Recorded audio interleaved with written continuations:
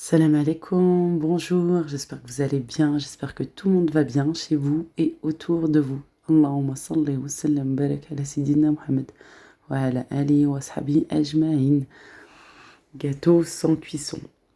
Gâteau facile, rapide à réaliser. Il y en a qu'un où il y a une cuisson, mais c'est une cuisson très très très rapide, vraiment très rapide. C'est celui qui est dans la boîte avec le couvercle. C'est un gâteau aux amandes avec beaucoup de goût et vraiment très très très très très simple, très facile à réaliser pour embellir votre table du Eid qui arrive à très grands pas. C'est parti, bismillah. Gâteau sans cuisson. Alors bien entendu, il faut des cacahuètes. Des cacahuètes grillées ou bien on peut remplacer par des amandes. Des amandes grillées, voilà, avec ou sans peau. Il y a certaines recettes où on peut mettre la peau, mais très souvent c'est sans peau. Voilà qu'il faut bien les émonder. Moi, les cacahuètes, je les achète blanches et je les achète déjà émondées, voilà, sans la peau, et je les fais passer au four. Je les fais griller un petit peu, mais vous pouvez aussi utiliser des amandes. Il nous faudra bien entendu une très très bonne quantité de chocolat, du chocolat blanc, du chocolat noir. Je vous dis une bonne quantité parce que oui, on va en mettre. Surtout que moi là, j'ai 1 kilo de cacahuètes. Bah, je vais faire plusieurs préparations. Mais voilà, il faut au moins 4 tablettes de chaque. Et pour lier tout ça, pour que ça puisse se ramasser, se rassembler, on va utiliser le plus connu, du lait concentré sucré, simple, normal, ou bien on peut le faire caraméliser. Vous allez prendre votre pot, vous allez mettre votre conserve de lait concentré sucré, vous allez le mettre à l'intérieur dans une cocotte et vous allez le remplir d'eau, le couvrir d'eau. Vous allez fermer votre cocotte bien fermée, vous allez mettre la soupape, vous allez laisser cuire une trentaine de minutes. Voilà, et ensuite vous allez vous allez arrêter le feu, laisser reposer, laisser refroidir, tiédir. Vraiment, il faut vraiment bien laisser, faites le soir pour le lendemain, ça sera mieux, comme ça vous aurez bien le temps de laisser refroidir. Ou bien le matin pour l'après-midi, c'est possible aussi. Voilà, et ensuite, quand vous allez l'ouvrir, votre couvercle, bien entendu, hein, quand vous mettez dans la cocotte, tout est fermé, intact comme ça. Et après cuisson et après ça a bien refroidi, vous allez l'ouvrir et à l'intérieur, vous aurez un bon caramel. Sinon, on va utiliser du miel, mais le plus connu, voilà, c'est le lait concentré. On va utiliser du miel bien liquide. Et sinon, pour celles qui ont vu la vidéo des recettes bien fondant, ultra fondant, vous savez que ce jour-là, j'ai fait pour la recette des sablés 2 caramels. Un caramel liquide, regardez, je viens de le sortir du frigo, hein. Le caramel bien liquide, regardez, voyez que je viens de le sortir du frigo, hein. Voilà, ça fait quoi, 5 minutes qu'il est sorti du frigo, regardez. Voilà, on peut mettre ce caramel-là. Bien sûr, il m'en reste, je vais l'utiliser pour là les gâteaux sans cuisson, ou bien pour décorer un gâteau, ou bien pour une autre préparation, hein, une glace, voilà, une petite touche décorative et de finition. Ou bien il y a le caramel à base de chocolat blanc. Là, c'est du caramel sans beurre. Voilà, celui-ci par contre, je pense que je vais le faire passer un petit peu au micro-ondes pour qu'il soit un petit peu plus liquide. Voilà, vraiment très très très facile à faire. Et au lieu d'utiliser du beurre, moi j'ai mis une tablette de chocolat blanc. Et on obtient vraiment, regardez, un super caramel. Et on peut rajouter de la noix de coco, on peut rajouter autre chose, on peut rajouter des biscuits hachés grossièrement ou finement, comme vous voulez, vraiment comme vous voulez. Et on peut faire un mélange cacahuètes avec des amandes aussi, on peut faire un mélange. Et ben c'est parti, voilà, j'avais envie de vous expliquer ça, mais bon, la plupart, voilà, vous le connaissez, mais il y en a qui ne connaissent pas ce genre de gâteau, et il y en a qui débutent, alors c'est pour ça que on explique un petit peu. Et là, c'est parti. Je vais commencer tout d'abord par hacher grossièrement mes cacahuètes. Je prends une quantité suffisante de cacahuètes que je vais venir hacher grossièrement au hachoir ou ici au Thermomix.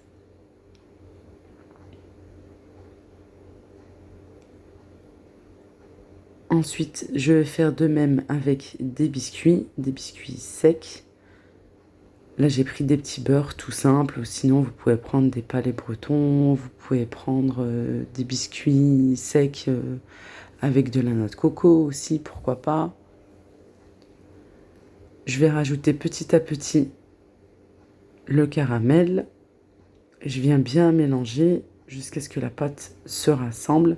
Vous pouvez rajouter aussi de la noix de coco pour donner un goût supplémentaire. Vous pouvez mettre aussi de la noix de coco, comme je vous avais montré, de la noix de coco dorée qu'on fait revenir à la poêle. Voilà, ça peut donner un goût aussi. Vous pouvez rajouter des noix, vous pouvez rajouter des amandes, vous pouvez rajouter des pistaches, vraiment comme vous le souhaitez. Niveau coloration, c'est tout à fait normal. Parce que comme j'ai mis du caramel, voilà, c'est un petit peu plus brun, un peu plus marron. Entre deux feuilles de papier sulfurisé, ça franchement c'est le top. Ça évite d'en mettre de partout et ça évite de salir le rouleau à pâtisserie. Je viens aplatir. Niveau épaisseur, c'est comme vous le souhaitez. Il y en a qui aiment que ça soit un petit peu épais, d'autres plus fin, comme vous le souhaitez. Une fois que j'ai étalé, alors normalement, il faut mettre voilà du chocolat sur le dessus, chocolat noir ou chocolat blanc, pareil, comme vous le souhaitez. Moi, j'ai voulu changer un petit peu parce que souvent, on verse trop de chocolat et très souvent, voilà, ça fait vraiment une grosse épaisseur de chocolat. Et moi, je voulais du chocolat assez fin. Je voulais que ça soit vraiment comme une feuille de chocolat. Je voulais pas que ça fasse trop tablette. Alors, voilà, j'ai mis de côté mes cacahuètes, mon mélange de cacahuètes. Et ici, j'ai fait fondre au bain-marie. Je trouve que c'est vraiment la meilleure méthode pour avoir un chocolat bien lisse. De faire fondre du chocolat au bain-marie. Ensuite, sur une feuille de papier sulfurisé, parce que vraiment, ça s'enlève d'une grande facilité. Là, j'ai mis quelque chose de plus plat. J'ai mis une grande planche. Voilà, c'est mieux. Et pour pouvoir transporter, parce que je ne peux pas laisser sur ma table, elle est trop petite. Mettez voilà quelque chose en dessous. J'ai voulu vraiment avoir du chocolat assez fin. Vraiment assez fin. Il y a juste pour transporter le mélange de cacahuètes où c'est un petit peu difficile. Attention de ne pas casser. Mais sinon, regardez. Vraiment, j'ai pu transporter. J'ai mis sur le dessus. Et par la suite, on vient mettre du chocolat sur la face du mélange de cacahuètes ou du chocolat blanc ou du chocolat noir, comme vous le souhaitez. Voilà, sinon vous pouvez mettre aussi sur une plaque du four ou sur un grand plateau, c'est comme vous voulez.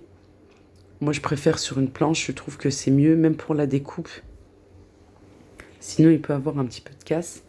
Voilà, j'ai mis du chocolat.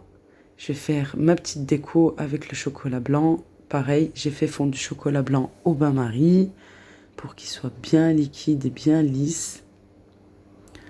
Je mets ensuite dans une poche à douille comme vous le voulez. Celles qui sont bien fermées, vous en trouvez à Action ou bien moi, très très simple. Je prends un sac congélation, ça fait très bien l'affaire. Je viens bien nouer à l'aide d'un cure-dent. J'ai fait faire ma petite pointe.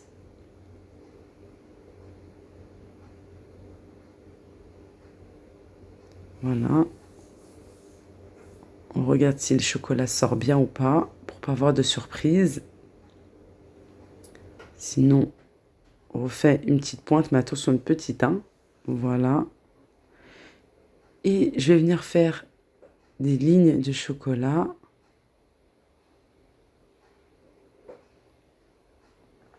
Voilà, je fais des allers-retours, des va-et-vient.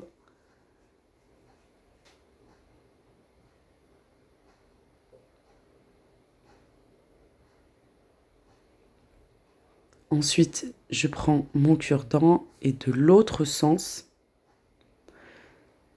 je vais faire aussi des allers-retours, des va-et-vient comme ceci, toujours voilà, d'un sens après de l'autre, pour avoir un joli décor, vous savez, comme le millefeuille. Et par la suite, je laisse sécher à l'air libre. Oui, à l'air libre et surtout pas au frigo.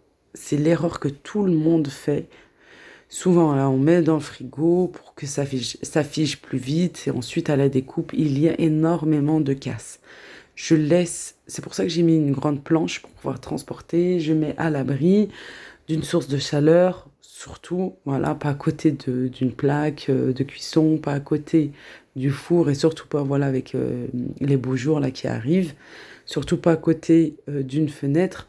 Non, on met plutôt dans un côté un petit peu sombre et on laisse figer le chocolat tranquillement et vous allez voir par la suite, la découpe se fait très très facilement. On y revient là juste après. Le temps que le chocolat se fige, là je prends des fruits à coque. Alors j'ai mis cacahuètes, amandes avec la peau que j'ai fait griller. Tout est grillé, hein. Des cacahuètes, les amandes avec la peau, des noix. Vous pourrez rajouter aussi des noisettes, des noix de cajou. Voilà. J'ai coupé aussi au couteau assez grossièrement des dattes. Voilà, quelques dattes avec des abricots secs. Et pour lier tout ça, pour rassembler, je mets du lait concentré sucré ou pareil, du caramel ou bien du miel. Vous pouvez rajouter des flocons d'avoine, pareil, que vous allez faire passer au four, voilà, griller un petit peu. Des noix de cajou, de la pistache, vraiment comme vous le souhaitez. On mélange bien, on mélange bien. Voilà, pour bien lier le tout. Une fois que c'est bien rassemblé, voilà, j'ai mis environ la moitié, hein, ça dépend de la quantité que vous allez mettre. Et pareil, entre deux feuilles de papier sulfurisé, je vais aplatir mon petit mélange. Et vraiment, ça a du goût, c'est vraiment très très bon. Si vous voulez que ça soit plus sain, mettez du miel bien bio, du miel la sel har. On aplatit, pareil, ça dépend de vous, hein, niveau épaisseur. Et par la suite, je vais utiliser des emporte-pièces, alors comme vous souhaitez, un rectangulaire, carré, vraiment comme vous le souhaitez, ou rond bien sûr, ou si vous n'avez pas, vous prenez un verre que vous allez retourner, vous allez l'utiliser comme emporte-pièce. Il faut simplement bien insister, voilà, parce que comme il y a des morceaux de dattes et des morceaux d'abricots secs, il faut simplement bien insister. Je vais passer, voilà, sur le chocolat. Je vais mettre juste sur une face, je vais pas mettre de partout. Au début, j'avais utilisé une fourchette, mais vite, comme c'était assez gros pour une fourchette, j'ai utilisé une spatule. Voilà, je mets du chocolat et je viens bien tapoter pour enlever le surplus.